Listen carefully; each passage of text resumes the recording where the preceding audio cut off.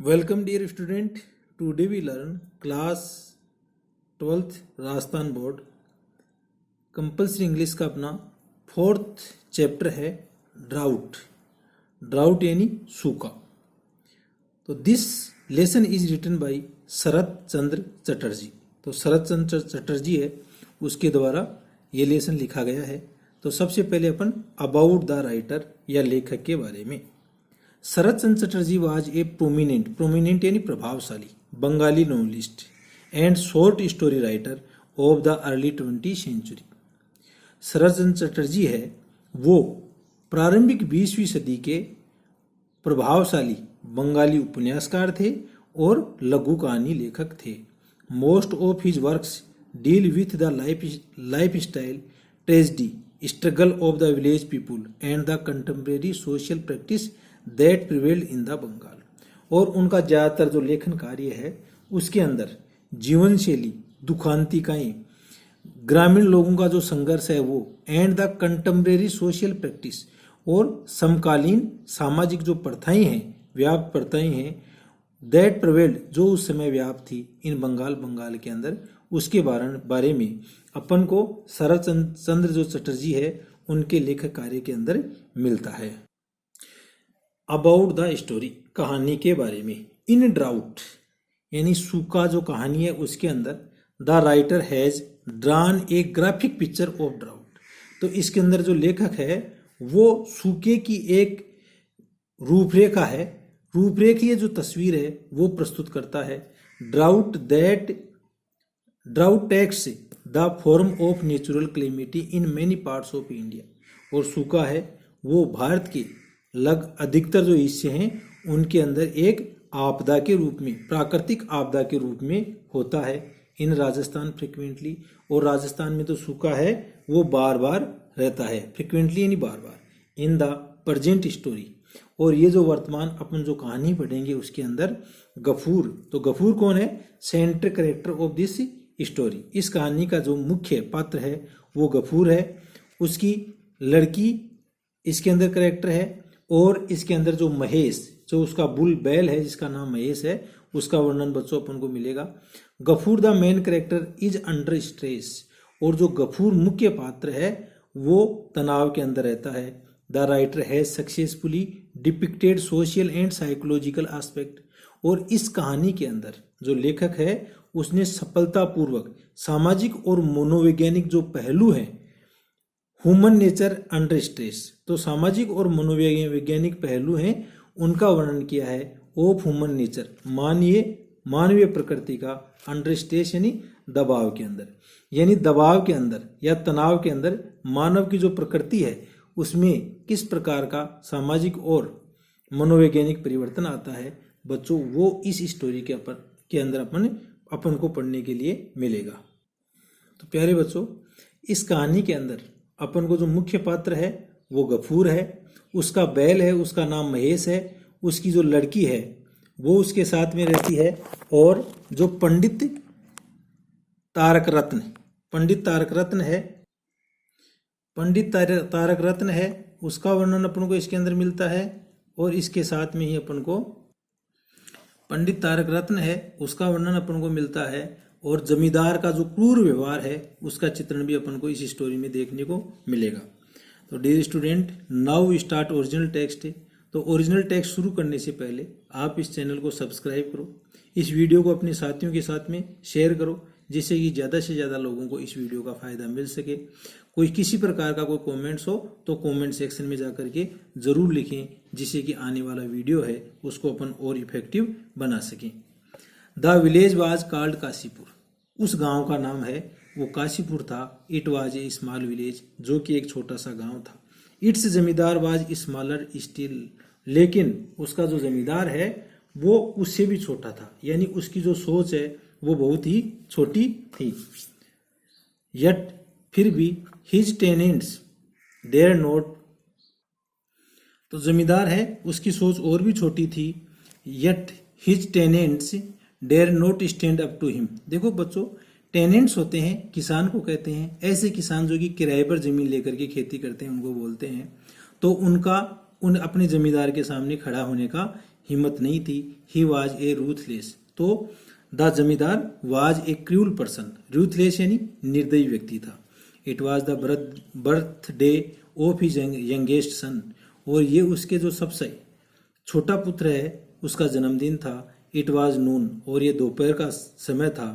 Tarak Ratna the priest was on his way home from the landlord's house, और जो तारक रत्न है जो कि पुजारी था वो अपने घर पर उस जमींदार के घर से अपने घर जा रहा था। Where he had been offering prayer, जहाँ पर वह पूजा पाठ करके आया था। It was nearing the end of May, और यह मई के लगभग अंत का समय था। बट नॉट ए पेच of cloud could be seen in the sky, लेकिन आकाश के अंदर एक बादल का पेच यानी धब्बा भी नहीं दिखाई दे सकता था। The rainless firmament प्योर्ड fire, firmament sky को बोलते हैं बच्चों, और इस प्रकार से जो वर्षा विहीन आकाश है वो आग उगल रहा था। The field in front stretching out to the horizon, और जो खेत था सामने जो कि क्षितिज तक फैला हुआ था, had broken up into tens of thousands of fissures in the burning blaze, तो इसकी जो जमीन है वो हजारों दरारों के अंदर बट गई थी उस जलती हुई ज्वाला के अंदर। एंड इट लुक्ड एज दो the life blood of mother earth, और ये ऐसा प्रतीत हो रहा था कि इसके अंदर धरती माँ का जो रक्त है वाज अनसीजिंगली यानी कंटिन्यूअसली यानी लगातार, flowing out through them as smoke, वह लगातार एक स्मोक या धुएं के रूप में लगातार बाहर निकल रहा था, वाष्प के रूप में निकल रहा था। If one gazed long at its rising, और यदि कोई व्यक्ति है वो इसको उड़ता हुआ घूर के देखे, फ्लेम लाइक सीनियस मूवमेंट्स, और ये फ्लेम है वो बिल्कुल सीनियस यानी वाइंडिंग यानी घुमावदार रूप में आ रही थी, बल खाती हुई निकल रही थी। इट लेफ्ट हिम, और यह सब चीज छोड़ देती हैं। एज इट वर, जैसे कि डेज्ड विथ ड्रंकनेस, ये किसी व्यक्ति को स्तब्ध कर दें। डेज्ड यानी स्तब्ध हो जाना, विथ ड्रंकनेस यानी बेहोशी के साथ में। At the end of the field, और खेत के अंत में, बिसाइड द रोड, सड़क के पास, there stood the house of Gafur, वहां पर there stood the house of the Gafur, वहां पर गफूर का घर है वो अवस्थित था। द वीवर, जो एक जुलाहा था।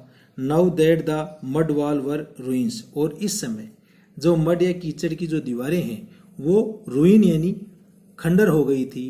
The courtyard touch the public highway, और घर का अहाता है वो साधारण जन जो मार्ग है उसके ऊपर अवस्थित था।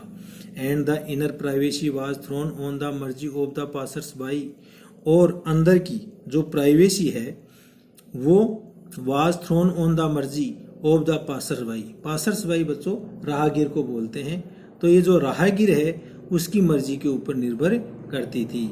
हे गफूर, हे गफूर, हे गफूर, इज एनीवन इन, क्या कोई अंदर है क्या? कॉल आउट तारक रत्न ने आवाज लगाई। Standing in the shade of a tree by the roadside, जो कि सड़क के किनारे के ऊपर एक पेड़ की छाया के अंदर खड़े हुए थे। व्हाट डू यू वांट, आपको कौन चाहिए? Father is down with fever, पिताजी के बुखार के कारण वो अंदर हैं। आंसर गफूर्स लिटिल डॉटर, यह उत्तर है वो गफूर की जो छोटी लड़की है। एज्ड 10, जो लगभग 10 वर्ष की थी। अपीयर्ड एट द डोर, उसने दरवाजे पर आकर के ये जवाब दिया। फीवर, बुखार। कॉल द स्काउंड्रल, उस बदमाश को बुलाओ। तारक रत्न साउटेड, तारक रत्न है इसके ऊपर चिल्लाया। The noise brought Gafoor out, और ये जो आवाज है इस आवाज को सुनकर के गफूर घर से बाहर आ गया। शिवरिंग विथ फीवर, जो कि शिवरिंग यानी कांपना, जो कि बुखार से कांप रहा था। A bull was tied to the old acacia और that leaned against the broken wall, क्योंकि वहां पर एक जो बुल या बैल है वो एक पुरानी टिक्कर के पेड़ के पास में बांध रखा था, और वो उस घर की दीवार है उसके सहारे, उसका सहारा लेकर के पास में खड़ा हुआ था। What do I see there, मैं यहाँ क्या देख रहा हूँ। Demanded Tarak Ratna inciting indicating the bull, तो यहाँ पर तारक रत्न है, वो उस बुल या बैल की ओर इशारा करते हुए कहा कि मैं ये क्या देख रहा हूँ। Do you realise that the landlord will not tolerate this, tolerate यानी सहन करना। आपको इस चीज़ का मालूम है क्या, या आपको इस चीज़ का महसूस है कि जो जमींदार है वो इस चीज़ को सहन नहीं करेगा। हिज फेस वाज क्रिम्जन, और उसका जो चेहरा है वो गहरा लाल हो गया। विथ इंडिग्नेशन, इंडिग्नेशन एंगर को बोलते हैं बच्चों, गुस्से से, and the heat of the sun, और जो सूर्य की गर्मी है। It was to be expected that his word should be hot and harsh, और यह आशा की जा रही थी कि उसके जो शब्द हैं वो कर्कश और गर्म होंगे। But Gafoor simply looked at him, लेकिन गफूर है वो साधारण रूप से उसकी ओर देखा। Unable to follow the import of his words, और वह उसके जो आने वाले जो शब्द हैं उनका अनुसरण करने वाला नहीं था, क्योंकि वो उसके अनुसार उसके सामने बोलने वाला नहीं था। वेल ठीक है, सेड तारक रत्न, तारक रत्न ने कहा, I saw it tied there in the morning and it's still there, मैंने देखा कि इसको, इट किसके लिए आया यहाँ पर, उस बुल के लिए आया है, कि इस बैल को आपने सुबह भी वहीं बांध रखा था और अब भी वो वहीं पर है। If the bull die your master will flay you alive, और यदि ये बैल मर गया तो तुम्हारा जो मालिक है यानी जमींदार है वो आपको कोड़े मार लेगा, आपकी खाल उतार लेगा। अलाइव यानी जिंदा, जिंदा आपकी खाल उतार लेगा। What shall I do father, पिताजी मैं क्या करूं। आई एम हेल्पलेस, मैं निसहाय हूं। I have had fever for the last few days, और पिछले कुछ दिनों से मेरे को बुखार है। I can't taken him out to graze, और मैं इसको ग्रेज, ग्रेज यानी चराना, तो मैं इसको चराने के लिए बाहर भी नहीं लेके गया। आई फील सो इल, और मैं बहुत ज़्यादा बीमार महसूस कर रहा हूँ। Can't you let him graze by himself, क्या आप इसको अपने आप चरने नहीं दोगे। Where shall I let him go, मैं इसको कहाँ जाने दूँ फादर, पिताजी। People haven't threshed their paddy yet, लोगों ने अभी, थ्रस्ट यानी गहाना या गहा करके अनाज निकालना, तो लोगों ने अभी तक अपना जो धान है उसको नहीं निकाला है। It's still laying in the fields, और अब भी वह खेतों के अंदर ही पड़ा हुआ है। The straw hasn't been gathered, और जो भूसा है उसको अभी तक इकट्ठा नहीं किया गया है। Everything is burn to cinders, और प्रत्येक चीज झुलस करके झुलसी हो गई। देन इन तब isn't A blade of grass anywhere, और वहां पर एक घास की पत्ती भी नहीं है। How can I let him loose, और हम इसको खुला कैसे छोड़ सकते हैं फादर, पिताजी। He might start poking his nose into somebody's paddy, और हो सकता है कि ये अपना मुंह है वो किसी व्यक्ति के धान है उसके अंदर लगा दे या चरने लग जाए। और ईटिंग समबॉडीज स्ट्रा, और किसी व्यक्ति का जो घास है उसको खा सकता है। स्ट्रा सूखे घास को बोलते हैं। तारक रत्न ओफंड a little, soften a little, और इसके ऊपर तारक रत्न है वो थोड़ा बहुत मर्दू हुआ। But you can at least tie him in the shade somewhere, लेकिन हो सक आप इसको कम से कम छाया के अंदर तो बांध सकते हो। And give him A bundle of straw और टू मंच, और मंच यानी जुगाली करना, और इसको खाने या जुगाली करने के लिए आप 1 या 2 घास का बंडल है या गट्टर इसको दे सकते हो। Hasn't your daughter cooked rice, और क्या तुम्हारी बच्ची ने अभी तक चावल नहीं पकाए हैं क्या। Why not give him a tub of boiled rice water, आप क्यों नहीं इसको एक उबले हुए चावल हैं उनका जो पानी है वो 1 टब उसको दे नहीं सकते। लेट हिम ड्रिंक इट, और इसको पीने दो। गफूर मेड नो रिप्लाई, इस पर गफूर ने किसी प्रकार का कोई जवाब नहीं दिया। ही लुक्ड हेल्पलेसली, वह असहाय रूप से उसने देखा। एट तारक रत्न, तारक रत्न उस पुजारी की ओर। And a deep sigh escaped him, और उसको एक गहरी आह है वो उसने बचा लिया। I see you haven't even got that much, और मैं देख रहा हूं कि आपने इससे ज्यादा नहीं प्राप्त किया। What have you done with your share of straw, और आपने जो अपने हिस्से का जो घास था या जो फूस था उसके साथ क्या किया। I suppose you have gone and sold it to satisfy your belly, मैं तो ये मानता हूँ कि आपने उसको बेच दिया और अपनी बेली यानी पेट, अपने पेट की जो भूख है उसको शांत कर दिया। No not saved even one bundles for the bull, और आपने इस बैल के लिए एक बंडल भी नहीं बचाया। How callous you are, callous यानी कठोर या निष्ठुर, आप कितने कठोर या निष्ठुर हो। एट दिस क्रूल एक्यूजेशन, और इस क्रूल यानी निर्दयी आरोप के ऊपर Gafur seemed to lose the power of speech, Gafur है उसने बोलने की क्षमता है वो भी खो दी। This year I was to have receive my share of straw, इस वर्ष मैंने मेरे हिस्से का जो घास है वो प्राप्त किया था। Said Gafoor slowly after a moment of hesitation, कुछ समय के हिचकिचाहट के बाद में गफूर ने यह बात बहुत धीरे से कही। But the master kept it all on account of my last year rent, लेकिन मालिक ने ये पूरा का पूरा वापस रख लिया पिछले वर्ष के किराए के रूप में। सर श्रीमान, यू आर ओवरलोड, आप हमारे मालिक हो, एंड मास्टर और मालिक हो। आई इम्प्लोर्ड यानी विनती करना, मैं आपसे विनती करता हूँ। फॉलिंग एट हिज फीट, उसके पैरों में पड़ते हुए।